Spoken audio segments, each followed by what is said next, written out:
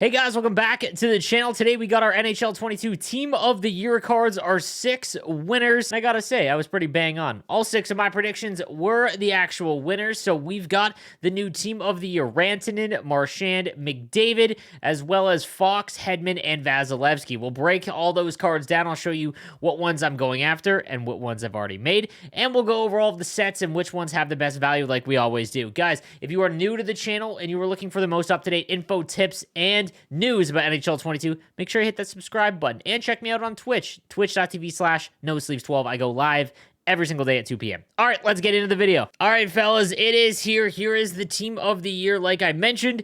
And man, the card art is pretty stellar, like it's been the entire year. So you see it headlined there with the 96 overall Connor McDavid. He is clearly the best one already. But let's go ahead and take a look at all of the cards, and then I'll break down which ones I think you should go after and things like that. All right, in no particular order, we'll start with last year's Team of the Year goaltender in the 93, Andrei Vasilevsky. Comes with distributor, fly the zone, and buzzing, so he can help with all of the speed synergies. There's really not much else to say here. He's got all of the best synergies. You can choose whatever you want. Really well-rounded, which helps out, obviously. His stats are pretty phenomenal as well. 76 aggression, 90 everything. And then they did give him goal post to post, which makes him interesting because if you've been following the channel for a little while now, that Carey Price with goal post to post is easily the best goaltender that I've used, and consensus with the community, same situation. If the goaltender is not tall like Koskinen, but he has post to post, it seems to make up for it. It is an incredible ability and definitely the one that is most worth on goaltenders. So while I'm not personally going to be trying out Vasilevsky just because the cost is very high, we'll get into that in a little bit, and I might try it out. I mean, I did it last year.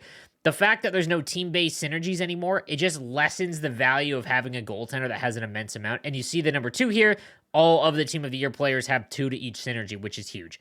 Now, if you wanted to go ahead and activate a bunch of these, they're all amazing. However, post-to-post is the one that really matters and pretty much just that. So, a phenomenal card, but we'll get into the next one. The 93, Mikko Rantanen, the right winger with distributor, as well as booming shot and thief, and then spark. That's right, he does have 2 skating synergies, so he is 6'4", gets up to 91 speed, 91 acceleration, and if he wanted to, he can get up to 97 agility with booming shot. This is an incredible card. 6'4", I've mentioned this all year round. You can't improve that attribute. That's just what he is, which is why at the end of the year, when we get into the end game of Hockey Ultimate Team, and specifically around the GWC, the Gaming World Championships, and you're trying to compete for that, these are the kind of cards that you're going to want. He's 93 overall, which means that if he gets up to 99, and he will, he's going to be at minimum 94 speed, 94 acceleration. That's phenomenal when you consider the fact that he's 6'4" and will have max everything else. So just keep that in mind. He has wheels, which does help out with slower players with superstar abilities because if he does carry the puck at 91 speed, that's obviously not the best among all of the other players, but being able to keep the 91 speed means that he's got the same speed as someone that has 94 speed without wheels. So just keep that in mind. He's got big rig, which I'm not a huge fan of because it's very situational. Like, you're going to have to hold off the puck, and sometimes I find that it doesn't really work. However, Unstoppable Force is phenomenal, as is Third Eye. This is, without a doubt, one of the best options from Team of the Year this year. Again, it is going to depend on the player, though. Again, if you are someone that has a hard time of cycling the puck and using slower players in comparison, 91 speed is not slow, but you get what I'm saying. He might not be a great option for you, but for anyone that is looking to compete in GWC, this is going to be one of the best. Then we've got the 93, Brad Marchand, the left winger winner. He does have distributor and fly the zone and spark, which is huge. So his speed gets up to 93, acceleration to 91. That is a very, very big thing to think about. He is only 5'9", though, however, and in comparison to everyone else, that is tough. His body checking is great at 97, and everything else is very, very good. This is difficult. Again, his speed, when he gets up to 99, if you half it, so he's got 6 more to go, could get up to 96 speed, could get up to 94 acceleration, which is not bad at all. Like, that is very, very usable. Rantanen's got less. Still one of the best cards. Quick Pick is nice. Snipe, I'm not a huge fan of at all. Tape to Tape is good as well. And Quick Pick. So, just, it's very difficult, guys. If you're investing the amount of coins that you're going to need to into this to get one of these guys, Brad Marchand is just not it. Like, 5'9" has a big liability, and that's getting knocked off the puck and the ability to get the puck back. Even with maxed out body checking, it is still going to be hard to bump people off the puck with him. He is not bad. Don't think that I'm saying that he's a bad card. It's just in comparison to all the other ones, I don't think he has a ton of value, because you also have to consider the fact he's going up against left-handed wingers as well. You could put him at center because he does have 80 faceoffs, and that's at 93. You have to remember he's 5'9", and that's a big detrimental size loss to that position.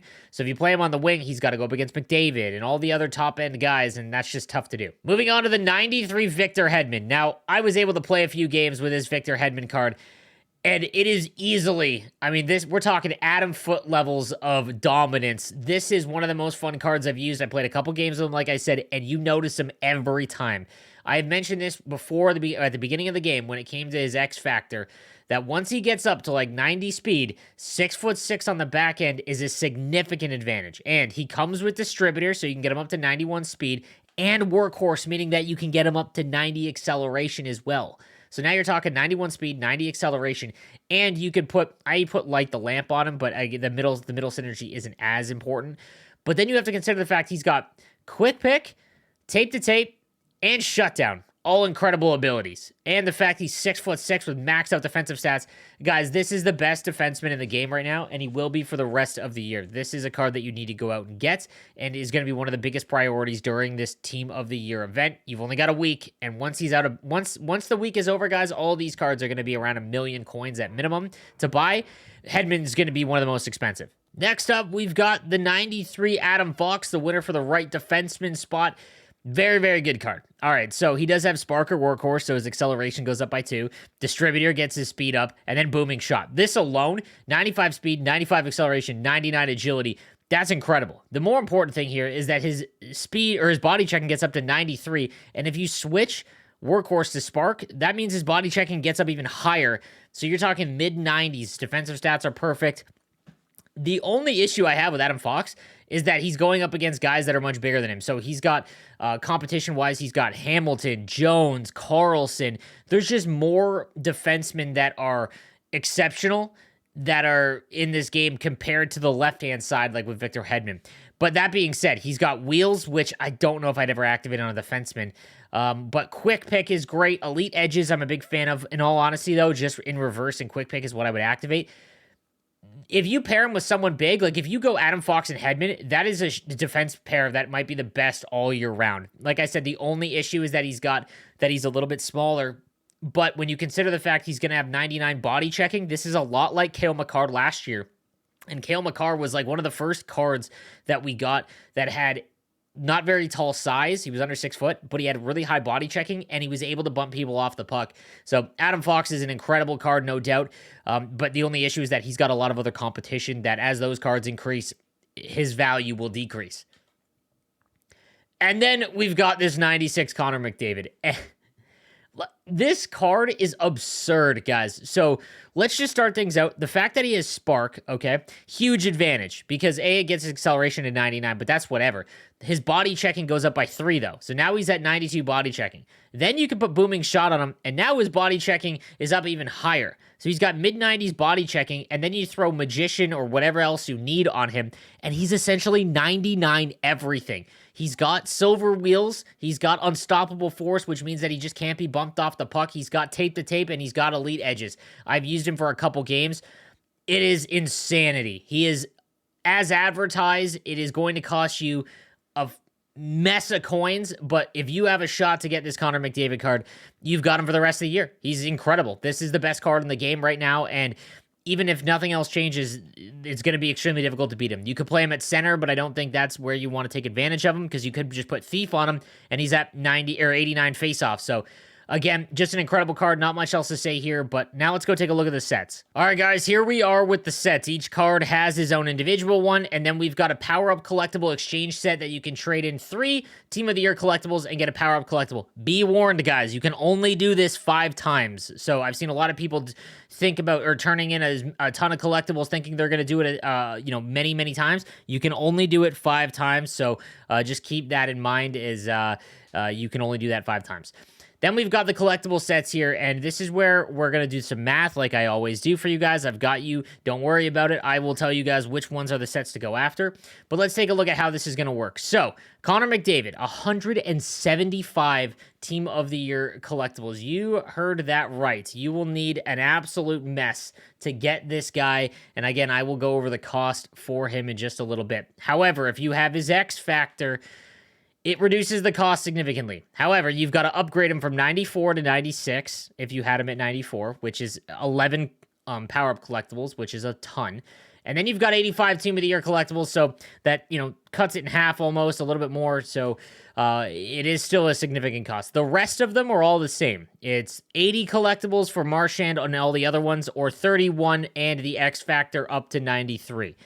And again, we're going to talk about each of these sets. Outside of Connor McDavid, guys, if you had the X Factor for these cards, even if they were maxed all the way up, so you had, the 89 or 90 Brad Marchand, it is not worth it to go and make the power-up collectibles and then upgrade using this amount. I've done the math on it. Because power-up collectibles are going for like 25,000 coins per, it ends up costing you more coins. So just keep that in mind, because it's just a very, very large amount. All right, now let's talk numbers. Okay, now this is at the time of this video, guys. Remember that my videos seem to have an impact on the market. I apologize. It's just what happened. I appreciate everyone paying attention to my videos and whatnot, but it will have an impact on the market. So I'm going to give you the numbers and just what to watch out for. You will have to do your own math if the prices go up a lot, but this is what they're at baseline, okay?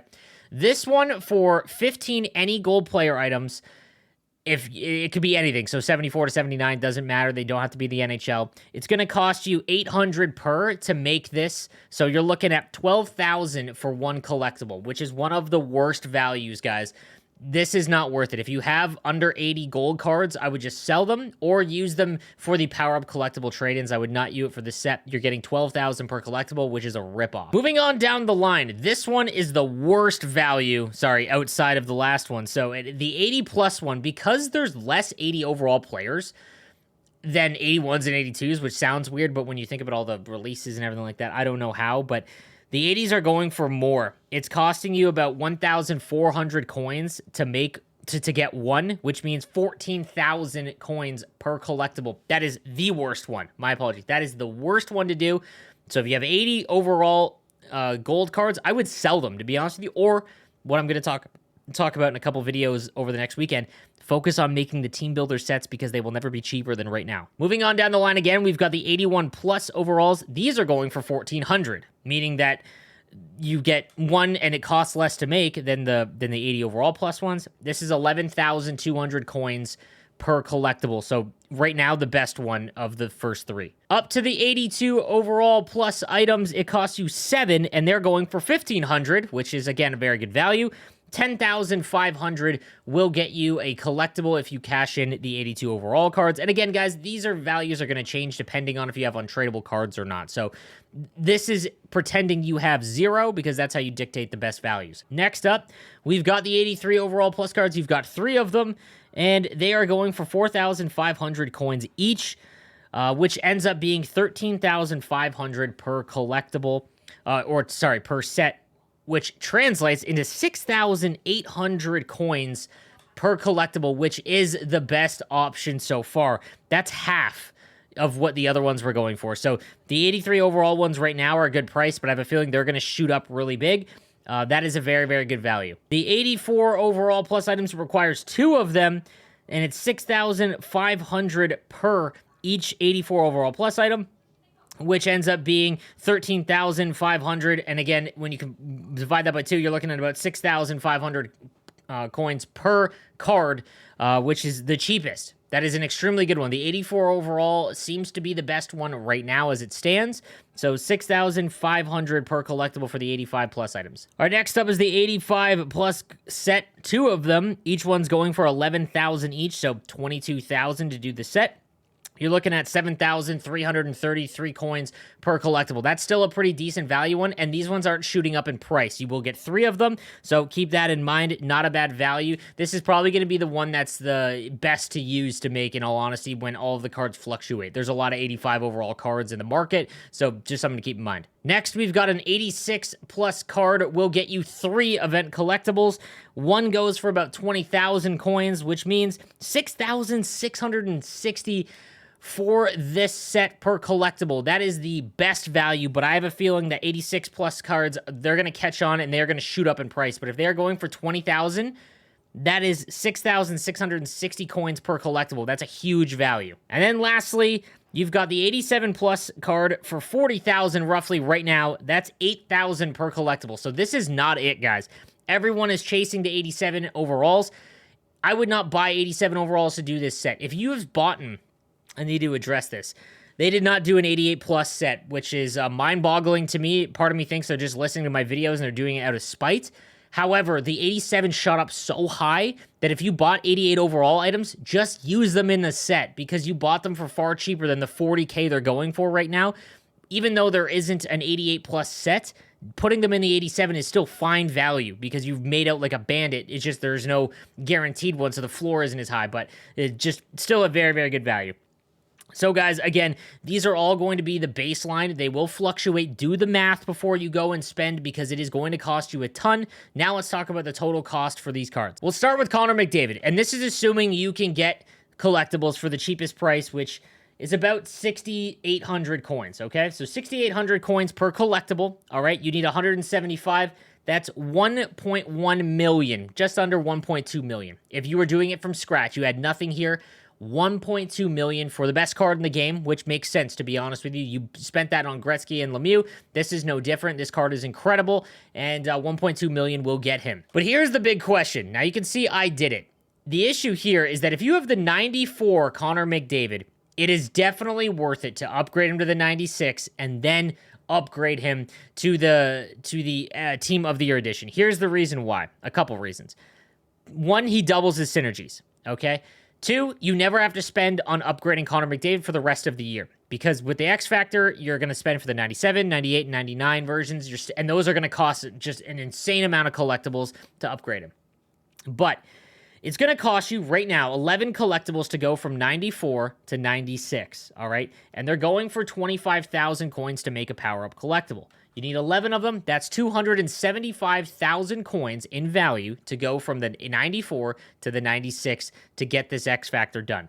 And then you have the 85 cards that you've got to get rid of. And again, at 6,800, you're looking at 578,000 coins on top of the 275 that you've already spent. 853,000 coins in value to go from the 94 McDavid to the Team of the Year. In all honesty, it's not worth the value. Like, if I'm being real with you guys, the 96 Connor McDavid X Factor, you could use him for the rest of the year and not be upset about it. Like, this is still one of the best cards in the game. But if you've already got him this high and not having to worry about upgrading him in the future, that is very, very good. But if you can't afford another one, I would not do this. If you're hut rich and you can make another card on top of this one, because the other ones are all the same price, there isn't a fluctuation in them, I would definitely do it. If you have anything less than the 94 Connor McDavid, you got to do the math, but it is going to cost an exceptional amount to keep upgrading him. I know a lot of people have also asked, what if you had a tradable version? It is not worth it to downgrade the entire card. I did the math on it because this X Factor card is now going for like 400,000 coins right now. If you wanted a Connor McDavid X Factor, now is the time to buy him because he's tanked in price. That isn't worth it because even if you sell him for 400K and get a bunch of power-up collectibles back, you still then have to come up with 800,000 coins to upgrade him. And you will have a lot of those power-up collectibles, but it's just not worth it because you'd have to have 800,000 coins like flush, and I just wouldn't recommend it. So if you have it 94, I would do it. If not, I would just hold off. I would just use the X Factor. All right, then the other ones. We'll start with Victor Hedman, who in my opinion is the must-have from this event. And you'll see here that there is one extra set for Victor Hedman that we are going to talk about. But to do the 80 overall, okay, you need, the 80 that you need, okay? There's 80 times 6,800, that's 544,000 coins. In all honesty, 550K for any of these, the 80 collectible ones, it's the same cost across the board. That's an extremely good price. But this Victor Hedman is the best defenseman in the game and will continue to be until the rest of the year. This is the one. If you can only make one, it's this Victor Hedman. Left defense has the weakest lineup so far. There is not a lot of top-end cards. This is it. Make sure that you try and get him if you can afford one Team of the Year card. The 31 option, none of the X Factors are worth going all the way up to 93 and then taking the discounted price. So get that out of your mind, guys. It is not worth it to do that, including Victor Hedman. However, this one is a great value. So if you have the 88 untradeable, or even if you had it tradable, to be honest with you, it'll cost you $400K to get the remaining ones. Now, $400K in this 88 that you're not going to use, great value. I would 100% do this. This is what I did, and I would definitely do it, especially if you have the 88 one that you can no longer use or you want to upgrade. So that's the one that I would do if you're going to upgrade Victor Hedman. Now, all the other ones, if you guys want a quick rank, I'll do a video in full, actually, but I just want to get this one out here very quickly. McDavid, only if you can afford it, and maybe if you have his X Factor. Then Victor Hedman. And if you really wanted a forward, Rantanen over Marchand and McDavid, just in terms of the price. McDavid is obviously the best one. They all are phenomenal cards, guys, but I will come up with a ranking video tomorrow that will explain in detail which ones you choose. Hedman is the one that you need to do, though, in my opinion, no matter what. All right, guys, now let's talk about the cards in the store. Not gonna lie, we opened up about 500 packs, including someone who had 20 ultimate packs. Did not pull one. It is extremely difficult to pull them. If you are gonna open up packs, which I don't recommend you do, these are the ones you want to focus on. The Team of the Year Jumbo Pack, it's 2,000 points, which is about, it is about $25 Canadian, so a little bit less American. This is the best value to actually do something. If you buy 12,000 points, I would open up 2 of these until you've hit your limit, and then I would open up these New Year's Eve packs or the NHL the Mega Players Pack, because at least even if you don't pull anything good, you can turn into collectibles. But once you've done that, do not go and buy these or like these ones. Like, just wait and do the limited ones. Once you've run out of the ability to open them, wait until the next day and then spend the rest of your points. Don't burn through your points on packs that are crap. Also need to mention, guys, in the challenges, you can also earn a ton of more collectibles. So if you are trying to min-max and try and get it for cheapest, you'll see here that by completing these, you can actually get a bunch of collectibles. I believe if you complete all of the objectives and challenges, you can get about 15, which is a significant price, again, when they're going for about 7,000 per. So not bad there. So something just to keep in mind. Even if you aren't going to make one, doing these challenges, getting the 15 collectibles, and then turning them into power-up collectibles, that's 5 right there. So something to keep in mind as well. All right, guys, so that is going to do it for me. I will have a video that will rank all of these these Team of the Year cards, but thank you again for watching, and make sure you subscribe and like the video. I will see you next time. Have a good one.